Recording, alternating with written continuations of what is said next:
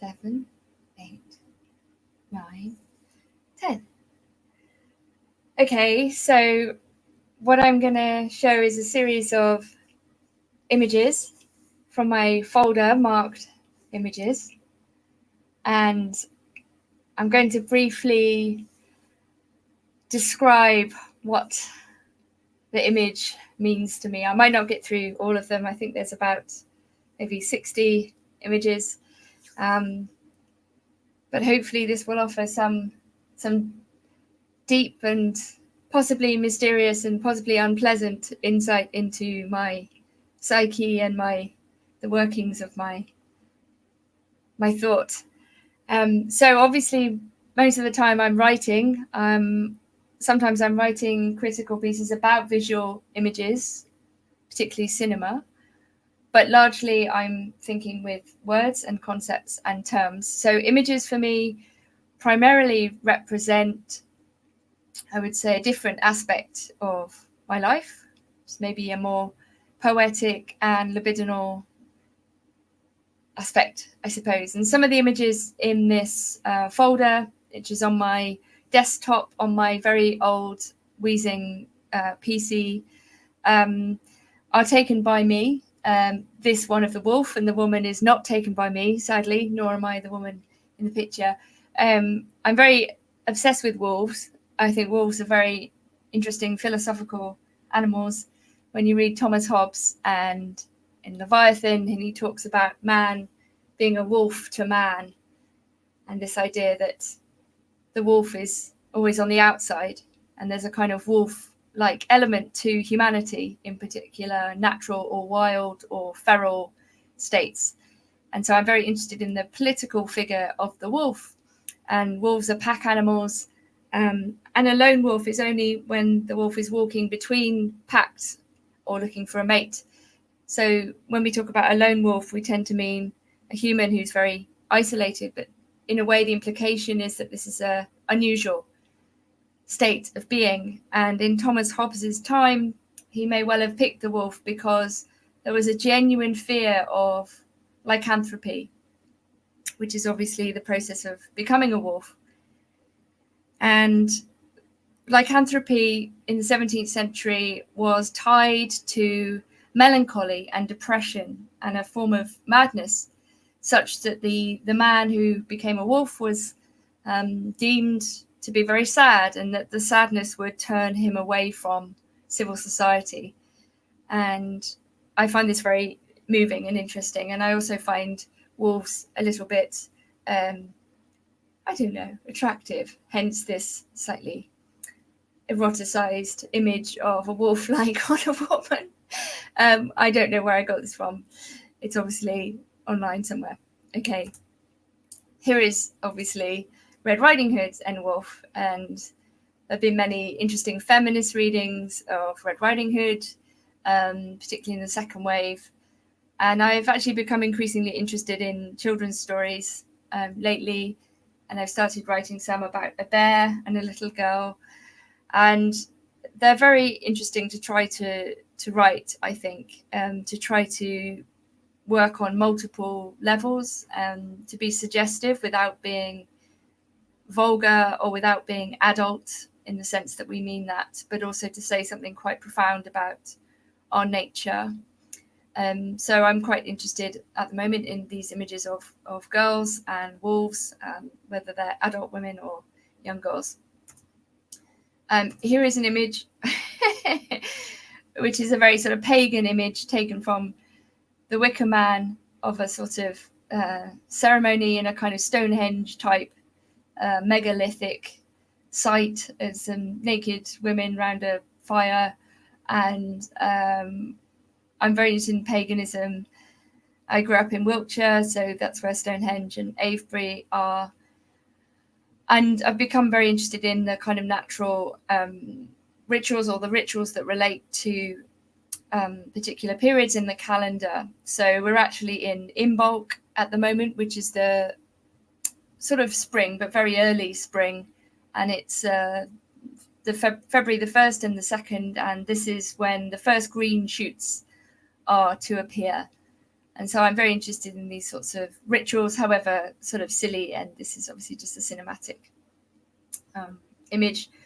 But I think there's something, particularly obviously in lockdown, a kind of deprivation from nature, and to be stuck in the city in particular obviously reminds you of what you're missing when you're not able to access nature. And I've become obsessed with feeding the birds on my very small balcony.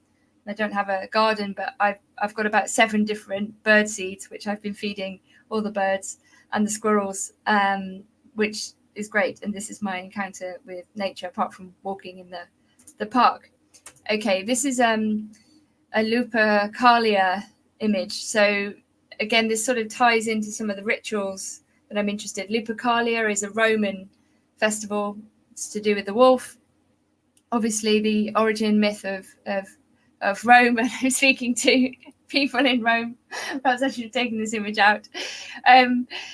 Is of the she-wolf and the twin boys, Romulus and Remus. And so Lupercalia, insofar as I understand the festival, was a fertility festival, perhaps around the same time as Valentine's Day. It may well have been where Valentine's Day sort of came from, and it was a kind of festival where the citizens of Rome would, the men would whip the women using the februar, which is a sort of a sacrificed goat skin sort of whip, and apparently chase women around Rome, and it was a kind of exciting festival. So that's another ritual we should probably bring back. This is a very old photograph that I took of London. This is near Greenwich, and I used to be very interested in a certain kind of constructivist, modernist, almost brutalist aspect of London. I mean, still am to some extent, although I think I've become more interested the older I get in the natural aspects of the city, which is rather paradoxical as they're slightly limited. And I quite like this image because it's obviously cut off from the end of a film, and it's an analog photograph that's been made digital. And I just like the various shades of grey and the sort of cement factory in the background. This is a graffito on the floor that says #support Bitcoin. And I have a friend who's very invested in Bitcoin in multiple senses. And so I took this to send to him as a kind of evidence of a sort of popular interest in cryptocurrency. And obviously there's been some interesting movements lately in the stock market around buying up meme shares, and people not from hedge funds who are not particularly rich buying shares in particular markets in order to almost mess with the elites. And I find this quite interesting, and I wonder about the future of crypto. I suppose when I think about a particularly apocalyptic future, however, I don't necessarily imagine that there will be enough electricity for Bitcoin to function. So I think I will be back with the wolves, which is perhaps also my desire to some extent. So when I came back, I was in Madrid at the beginning of the lockdown, the first one, almost a year ago. When I came back to a very empty airport, and I think this must be Heathrow, I was sort of struck by the immediate advertising of these new technologies, or at least new to many people. I mean, I'm sure Zoom existed before the lockdown and the pandemic, but I hadn't come across it, and nor had I come across Slack. So I felt this very dystopian moment in the airport, looking at these signs for a kind of new future, which would be lived online. And clearly, this is how we've been more or less for a year in many places. And I was very supportive of the writing of Giorgio Agamben during this time, who was very controversial to some people. But I think what Agamben was trying to say, he was very critical about the lockdown in Italy. Obviously, Italy had a very early lockdown compared to other places. Agamben was raising from the very beginning a series of philosophical questions about what this kind of these policies would have, what they would do to us as human beings, what it means to not be able to see somebody's face, what it means to not be able to remember someone, to go to their funeral. You know, he was talking a lot about these major shifts, these very, very fast imposition of rules and laws, in a continuum with his earlier work on bare life, the idea that the state, in a way, is concerned primarily and only with the living body, the minimal body, which the state preserves or does what it likes with in some ways, but not with questions of value and meaning. So I think philosophers have generally been quite cowardly in thinking or trying to think about the pandemic and the lockdown and the implications, but Agamben has been very courageous in the face of a lot of opposition. You know, people were attacking him for playing down, you know, allegedly playing down the pandemic. But I don't think that's what he was doing. He was thinking at this philosophical level. He was raising these questions of value and meaning and what it means to be human and the long-term implications, really, of this life lived online. So again, this is another sort of dystopian advert from last year for Zoom, meet happy, which is a kind of absolutely meaningless and slightly terrifying statement, which, yeah, I captured in this bleak, empty airport. And also here, right at the beginning, these obviously now we're very used to, I think, these health notices, these forms of social distancing. Originally, it was going to be called physical distancing, but social distancing became the phrase. And there were different values. 1.5 meters or 2 meters. We're supposed to have 2 meters distance in the UK. These two are pictures of next to from my local park, which I spent very, very many hours last summer on my own because I was very isolated during this period, sitting in the park and thinking. And I was drinking a lot of coffee and not eating very much. And I was in a kind of very heightened state for the whole of the summer, really. And I was talking to the crows. This became my favorite thing to do. So I'd sit there for hours. I was supposed to be working on various other projects, but I decided not to. And so I sat and looked at the crows and talked to them. And the interesting thing about the crows, I started to recognize particular crows, particularly older crows. They go grey. Their feathers are sort of a bit messed up. And one thing I found very interesting, and perhaps this was merely a side effect of not eating enough and becoming a bit high, was how judgmental crows are, how clever they are, but also how judgmental they are. And so I was having these sort of confessional moments with the crows, and they were judging me. And this is another similar picture. And all the trees were tied together for some reason. Okay, this is a graffito from my local area in southeast London, in Elephant and Castle, which is where I live, which has a large Latin American population. And this graffito was there very early on.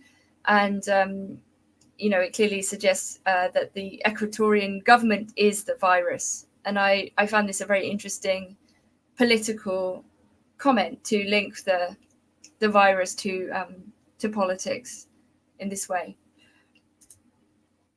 This is a very London photograph indeed, in which there are hundreds of pigeons. They started collecting. There was an issue actually with birds that I was reading about early on, because of course the birds are very used to eating food that people drop. But when there were fewer people walking around, the birds were losing out on these scraps of food. And there was a genuine concern that the birds would starve, or some of the birds would starve. And I noticed that some of the birds, particularly these pigeons, were congregated in larger and larger groups. And I find that quite interesting, as if the birds were maybe having a kind of summit to discuss what they were going to do about finding food. And this large metal object in the background is the Faraday Memorial to Michael Faraday, who's very important for electricity. and he was born around here. And the joke used to be that Aphex Twin, the musician, used to live in this metal rectangle because that was the only appropriate place. I don't believe he actually did. I think it actually operates as a substation and as well as a memorial. So this is Grey London. This is, an NHS flag with the rainbow. And the way, when I came back, the whole of the city was flooded with rainbow flags. And there was a very interesting transition, I think, from the flag representing LGBT rights to becoming the symbol of the NHS, so the National Health Service in Britain. And the National Health Service operates very much like something like a cult in Britain. You know, it's a source of great reverence and worship, even though it's been kind of eroded and privatized, and there are lots of problems with it. It's a massive employer. It employs something like 1 million people in the UK. My father worked for the NHS as a dentist. It's a very symbolic, meaningful entity, and obviously, as in every country, the kind of desire to respect and to praise the health workers was very big here. And I suppose I was very interested in this question of flags and whether flags can change meaning and what does it mean when they do and how their symbolism is retained. And I wrote an essay about flags for a New Zealand art show, which the show then became very controversial because they showed lots of different flags, including flags of very oppressive regimes.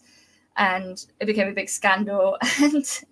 And once again, I was, implicated in some troublemaking, but I really had nothing to do with picking the flags for the show. But nevertheless, that's the cancel culture for you. So this was, I just very like this very much. So Facebook introduced, I think actually during the last year, so during the pandemic, this emoji of a smiley face holding a heart.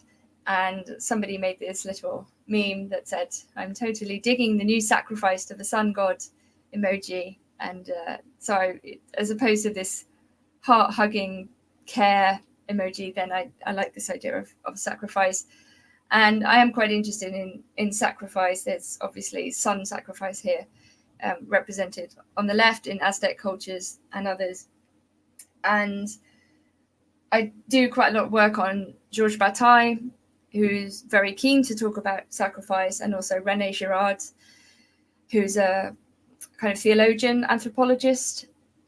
And this question of the role that sacrifice plays in human history, but also when we're no longer directly sacrificing each other, or people are not giving themselves up as sacrificial, or perhaps we live in a post-Christian culture in many ways, and the Jesus sacrifice is somehow gone beyond in certain ways. Nevertheless, I think the tendency or the human desire for sacrifice remains. And I think we sometimes see this play out in terms of group dynamics and forms of social ostracism and scapegoating and so on. So I'm very interested in this question of sacrifice and what a contemporary understanding of sacrifice might be. And this was just a funny way of thinking about that. Here are some some pigeons in a strange arrangement. This is in one of the major London parks, and I just like the way they were sort of standing and sitting. And this is obviously in the summer where it's much more beautiful and everyone was out. Here are some more pigeons. I hadn't realized how many pigeons there were, but I mean, this is London. There's some London buses. I like the way the pigeons are sitting on the seat. It's very, very sweet and very sort of humble and homely. And this is this is that. Here is an Egyptian goose with some goslings, I should say. And Egyptian geese are very beautiful. They have this very lovely eye of Horus. And this was a very sweet graffito I saw. This was somewhere in Bermondsey, also in southeast London. And someone had written or spray painted, "Sorry, JR." And someone had responded it's okay, I forgive you. I found this a very moving interaction between two people. Obviously, I have no idea who they are or what the transgression was, but I liked that it was playing out on this wall next to a park in Bermondsey. I don't know where this is from. I suppose I was going to maybe print this out and put it on my door or something silly, but I obviously have not done this. It's obviously like a dangerous dog sign. This is a lovely old painting of some sort of mystical man and a deer and another wolf. It looks probably Persian or Indian, but I'm not sure. This is Antigone, and who's obviously trying to bury her brother. And I find Antigone a very fascinating character. So I've been writing a lot about men and masculinity for a book that's coming out this year called What Do Men Want? And the ancients had this idea of vir, which is where we get the word virility from, but also virtue. And whilst vir meant man in many different languages, it was also something that occasionally women could participate in. So Antigone is described in the literature as possessing vir, which is to say she took on the that attribute typically associated with men, not all men, with courageous men, with a particular way of acting. And so when she decides to disobey the laws and to bury her brother because she's obeying a different or higher law than the law of the city, she's acting with vir, and I found this very fascinating. And I'm interested in how we can talk about masculinity without the usual now contemporary ways of reducing it to toxic masculinity, or by saying that all masculinity is somehow damaged or somehow bad and that men are to blame for everything. I think this is very unhelpful. And I think we need a more nuanced and, more playful discussion about what being a man in relation to women in particular in the 21st century might look like. So I talk a lot about reconciliation and dialogue and so on. And yeah, this is a screenshot of Hannah Arendt from a very lovely interview, which is on YouTube. And Arendt is a deeply admirable figure, of course. And there are some lovely lines in this interview, and I just wanted to take them down. And I relate very much to what she's saying here. I'd say the most important thing for me is to understand. And I think of this idea a lot. And I think to understand is to sort of stand underneath something.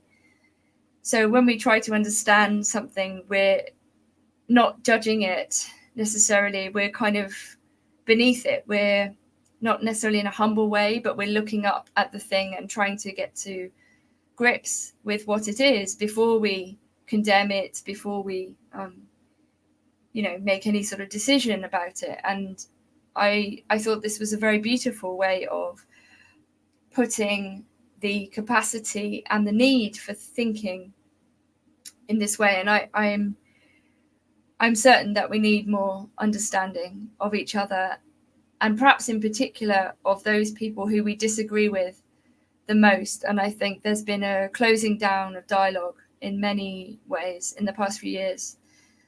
And I think there must be a moment where we pull back from simply saying we can't talk to each other, or I can't talk to him because he thinks this, or so on. So I think understanding where someone is coming from, even where you disagree with them, is really a very dignified and noble endeavor, and we should do it more often.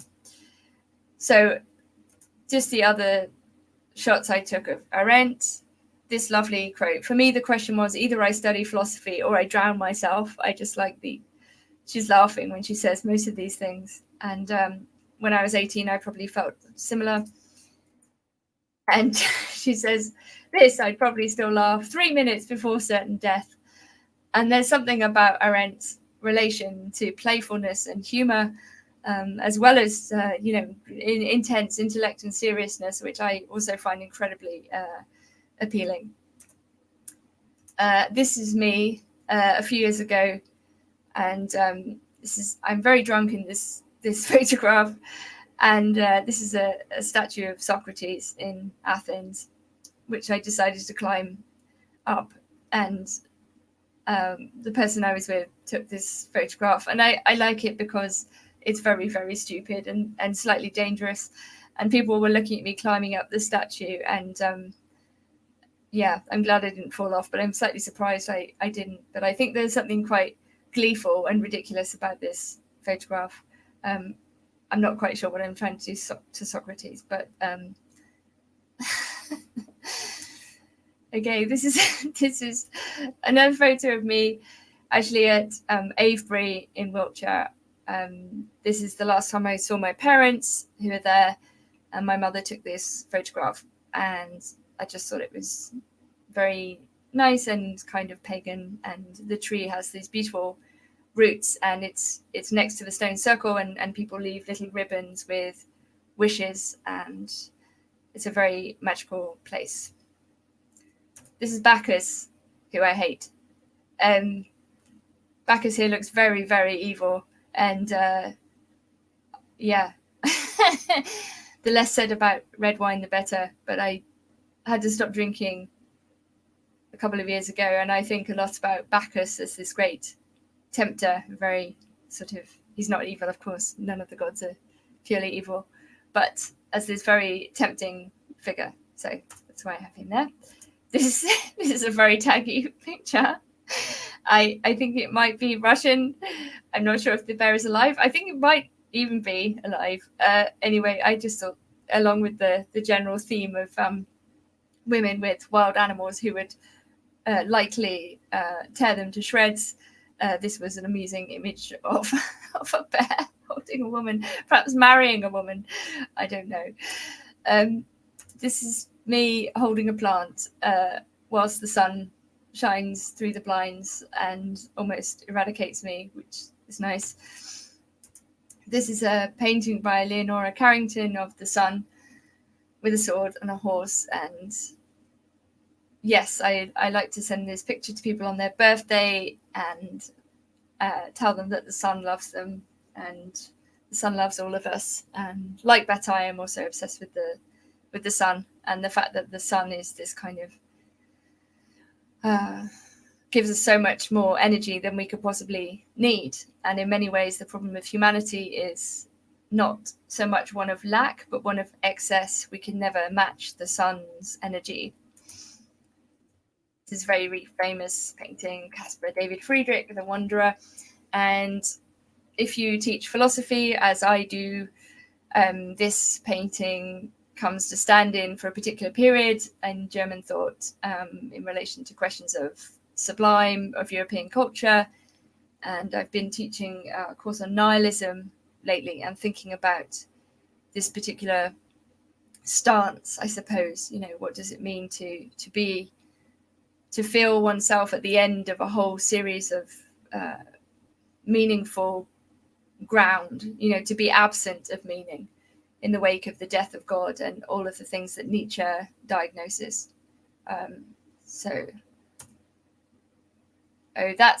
This is a quote from G.K. Chesterton, about how to argue, but it's a little bit too long to go through. But anyway, Chesterton is very, very funny, and he's very critical of the way in which people think cynically. And so I just like this. This is De Chirico, very beautiful painting of flowers and this kind of overflowing of life and botany. And I love this image very much. And, looking forward to London looking like this. Not that it ever looks like this, but, in my dreams. Lovely concentric shape here. Has some deep esoteric meaning.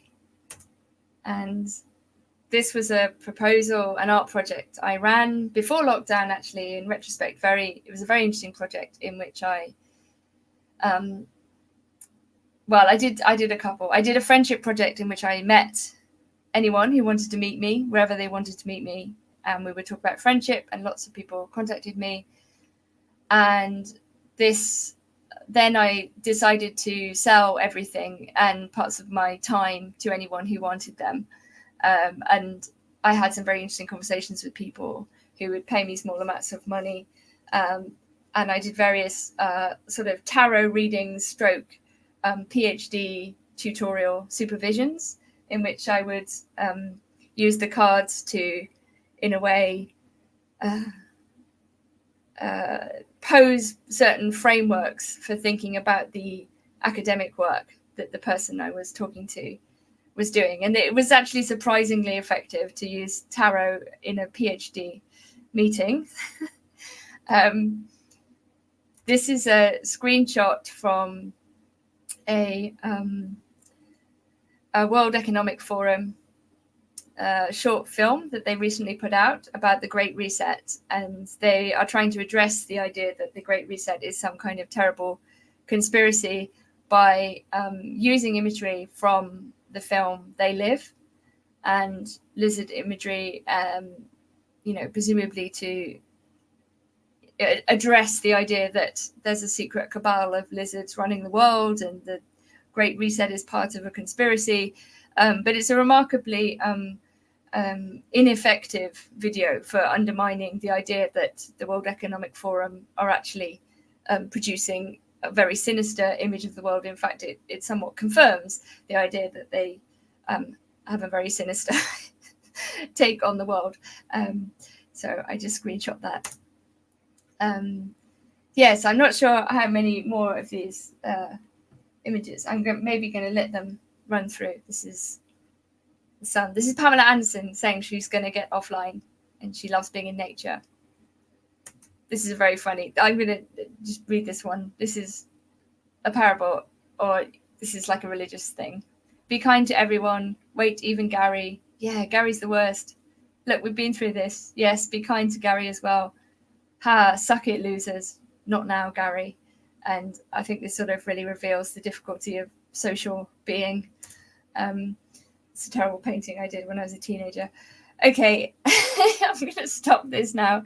And thank you for listening to my my image discussion.